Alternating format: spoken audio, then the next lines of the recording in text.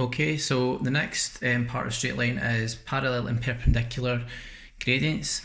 So you'll remember from National 5 that if two lines are parallel, then they've got the same gradient. And the new thing really for higher is perpendicular gradients. So this is a really important rule. So basically, if you have two straight lines which cross over at right angles, they're perpendicular, then the two gradients multiply together to give you -1. So it's important that we remember this little result here in the box. Now, before we move on to the actual examples, which are on the next page, I'm just going to do a couple of basic examples. So say, for example, we have, because there's a quick way we can do this, say, for example, our first gradient is 3. Okay, right, to get the perpendicular gradient, so I write m_perp is equal to, if it's a whole number, well, first of all, if it's a positive gradient, the perpendicular gradient needs to be negative, so it's the opposite sign.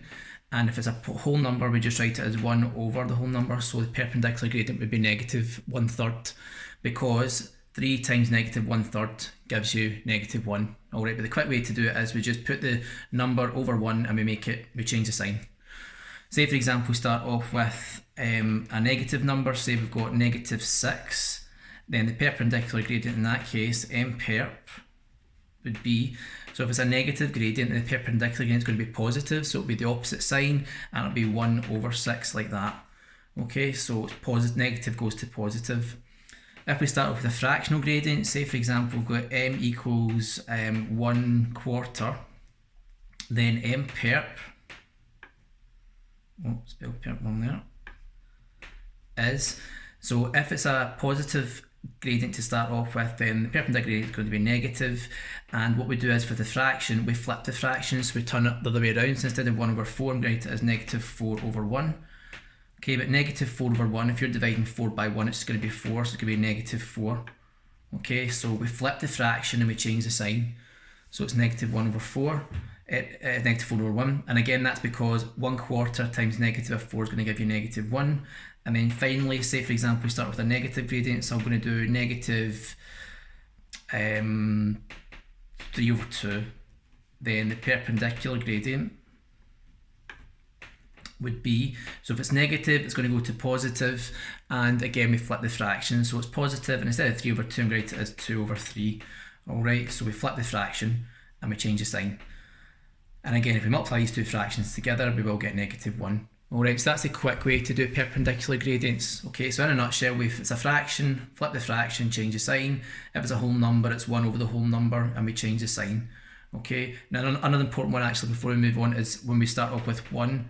So if you just get the gradient is equal to 1, then if you're dealing with 1, then we just need to remember the perpendicular gradient is going to be -1, because 1 times -1 is -1. Alright, so that's an important one for you to remember as well. Right, so moving on from that, we've got perpendicular gradients, and now we need to start looking at parallel and perpendicular and how we can apply that. So for example, the first example here is write down the gradient of the line which is parallel to this line here. Okay, now this is already in the form y equals mx plus c, so we know that the gradient of that line is 2/3, okay, because that's obviously the gradient, that's the y-intercept. Now if they're parallel to each other, then that means that the two lines have got the same gradient, so that means parallel lines are the same, so the gradient is just 2/3. Alright, so that means our parallel gradient is also just 2/3. We don't really, that's quite a straightforward question. Okay, so two lines are going to have the same gradient. Okay, example 2, you probably did that in National 5. Example 2, write down the gradient line perpendicular to this line here. Okay, now for this one here, it's not in the form y equals mx plus c, so we need to rearrange into that form first. Alright, so first thing I would do is keep the y on the first side and move these two terms over to this side of the equation. So if we move the -4x over, it's going to become +4x, move the 12 over, it becomes -12, and then it's now in the form y equals mx plus c. Our gradient is 4.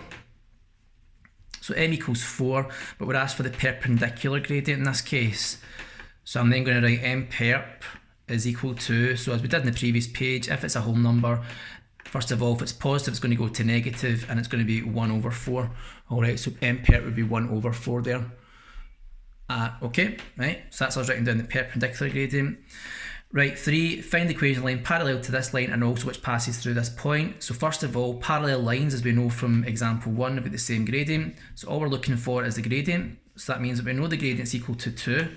So the other line will also have a gradient of 2, the parallel line will also have a gradient of 2 as well. And then we've got this point, so we're going to call that A and B, and then we're going to just use y minus b equals mx minus a. Substitute all that in, okay, so it's going to become y take away 5 equals 2 bracket x take away, now a is negative, so it's going to become a double negative because they're subtracting a negative, so it's x plus 1 there inside the bracket. Multiply brackets out, y minus 5 equals 2x plus 2, and then we can put it into y equals mx plus c. It's probably good practice for us in higher to bring everything over to one side, or keep the letters to the first side and the numbers to the second side. It doesn't really matter how we write it down, but what I'd probably do is bring the 2x over to here, so it's y minus 2x equals, move the 5 over to the second side, so keep the numbers on the right hand side, so it's 2 plus 5, so it's going to give me y minus 2x equals 2 plus 5 is 7. Alright, and that's just an alternative way to write it in, y equals mx plus c. But if you wrote it like that, it would be fine as well. So the only difference here is the gradient's going to be the same. Obviously, if I move the 2x over, it would be positive 2x, but the y-intercept is different, that's the only difference. Okay, example 4. Find the equation of length through this point and perpendicular to this line here. So again, we have to rearrange this into y equals mx plus c first. So I'm going to keep the 5y on the first side, and I'm going to move the 4x over to join the 10. So it's going to become positive 4x plus 10. Okay, so first of all, write it like that. Right, we want to get rid of the 5 there, so I'm going to divide both sides by 5. Okay, so that'll give me y equals, so 4 over 5x, so right, that's 4/5 x plus, that's an equal sign, and then 10 over 5 is equal to 2. Okay, and that's me then got it in the form y equals mx plus c. So we now know the gradient is 4/5. Okay, that's our gradient there, okay, because it's in that form. And then we can write down m_perp. So m_perp, because we're asked for the perpendicular line here, okay, so it's m_perp is equal to, so as we did previously, if it's a fraction, flip the fraction. If it's positive, the perpendicular gradient is going to be negative, opposite sign, and it's going to be negative 5 over 4 instead. Alright, so that's our perpendicular gradient. So we're now going to use this gradient with the point we've been given. So negative 2 is 7, that's the A, that's the B. Okay, I'll just squeeze this in here, hopefully we can still see that. Okay, so y minus b equals mx minus a, so y take away 7 equals negative 5 over 4 bracket x take away, and a is negative again, so it's going to become x plus 2 there inside the bracket, double negative. Right, fraction in front of the bracket, so what I would do is I would multiply both sides by the 4. Okay, so hopefully we can see it's going to be a bit messy, squashed in. Right, so we multiply everything through by 4 on this side, it's going to give me 4y, take away 4 times 7 is 28, equals, now the 4 here and the 4 here obviously will just give me 1, so they're going to cancel out, but you've still got negative 5 in the top of the bracket there, so that means we've got negative on top of the fraction, so the negative 5 is still in front of the bracket, so it's going to become negative 5 times x is negative 5x, and then negative 5 times positive 2 is negative 10, right? So just be careful because the 5 doesn't disappear, the 4 does though, and then multiply the bracket out. And then what I would do, as we did in the previous one, I'd move the 5x over to here, and I'd move the 28 probably over to that side. So it's going to give me 4y plus 5x equals 10 plus 28. So 4y plus 5x is equal to 38. Okay, and that would be the equation of the line which is which is perpendicular to that line. Alright, it's a very common exam question, that one in example 4. Alright, and then the last one is example 5. Now, for some reason there's not a lot of room here for me to squeeze this in. So example 5, so that these two lines are perpendicular to each other. Right, so to prove if two lines are perpendicular, what we have to do is we have to work out the two gradients and then multiply them together and see if it gives us negative 1. Okay, because from the previous page, you know, we're told that if the two gradients multiply together to give us negative 1, then it means they're perpendicular. Alright, so example 5, I'm actually going to squeeze this one up the top, right? So example 5, I'm going to put it into this wee blank space here at the top. So first line is 3x plus 2y equals 1. So let me just write that one down again, 3x plus 2y equals 1. I'll just start with this one actually. Alright, so get it into y equals mx plus c, so move the 3x over to this side, so we're going to 2y equals negative 3x plus 1. Okay, divide both sides by 2, divide both sides by 2, cancel them away. So we're going to have negative 3 over 2x plus 1/2. So that's the first equation in the form y equals mx plus c. And then the second line is 2x minus 3y equals 5. And do the same thing. Right, now we need to be careful here, so keep the 3y on this side, but it's negative 3y, so it's going to be negative 3y equals, move the 2x over to here, so it'll become negative 2x plus 5. Divide both sides by negative 3, they're going to cancel out, and just be careful your signs here, because negative 2 over negative 3 is a double negative. Okay, so we're going to end up with positive 2/3 because it's two negatives.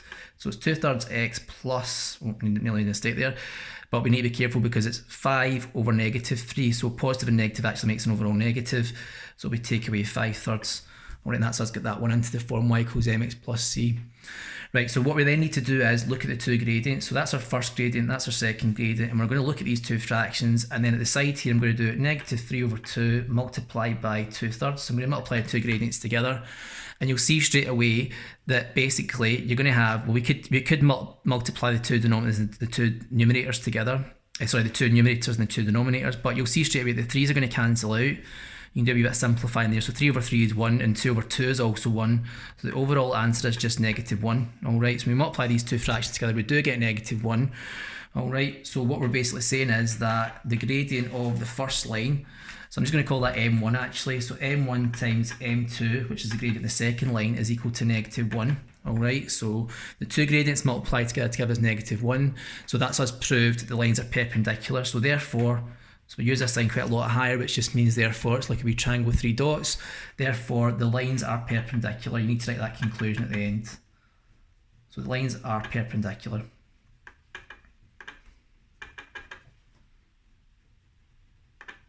Okay, so that's the proof. So to prove if two lines are perpendicular, you have to get the two gradients and show that they multiply together to give you negative 1. That's your proof, and then you have to write your conclusion. The lines are perpendicular.